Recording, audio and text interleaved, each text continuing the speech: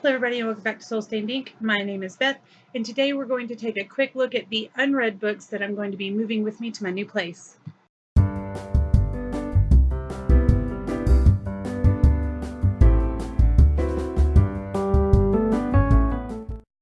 Some of these books are being taken mostly because they are the next in a series that I've been reading, and I'm afraid I'm going to get down there and be ready to pick them up and not have them.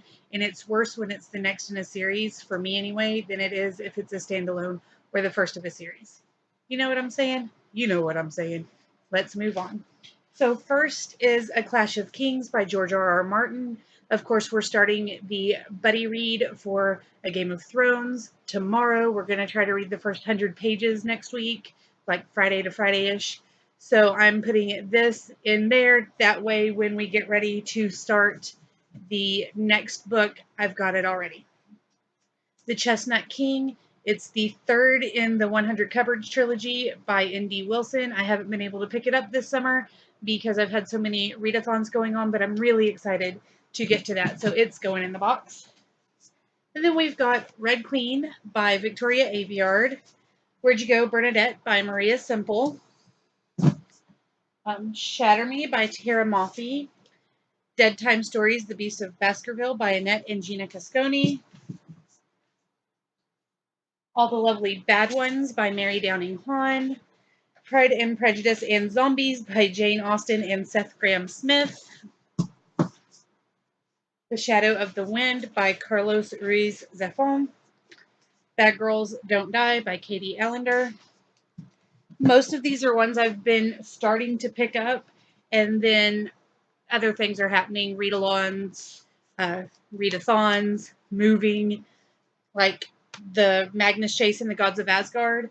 I have tried to pick this up a couple of times, and every time I get ready for it, something else starts happening, so it's going in. Neil Gaiman's The Graveyard Book. Grounded, The Adventures of Rapunzel by Megan Morrison. Library of Souls by Ransom Riggs. The Iron Trial by Cassandra Clare and Holly Black. And The Serpent King by Jeff Zettner. So those are the books from my TBR shelf that are going to be moving with me to the new place and living on a new TBR shelf. The old bookcase is built in, so it's staying here. They're going to be living on a new shelf, and I'm still not really any closer to a bookstore, so probably not going to be buying a whole heap and bunch of books anytime soon. Maybe. Anyway, that aside, I'll have these to pick up and read from. And I'm excited to get to them once things kind of settle down. So December or so. That's all I've got for you today. If you've read any of these books and you have anything to say about them or want to suggest which one to pick up first, please let me know in the comments down below. If you have reviews for any of these, link those up down below. And I will see you guys again soon. Bye. So you may know that a TBR shelf or to be read shelf typically grows as you continue, especially when you're working on booktube stuff. You keep hearing so many great recommendations, and you go to sales and thrift stores or whatever, and there's just books everywhere. Books, books, books. And I love books. But I have a trailer that I'm moving into, so I'm losing out on a lot of space for those books.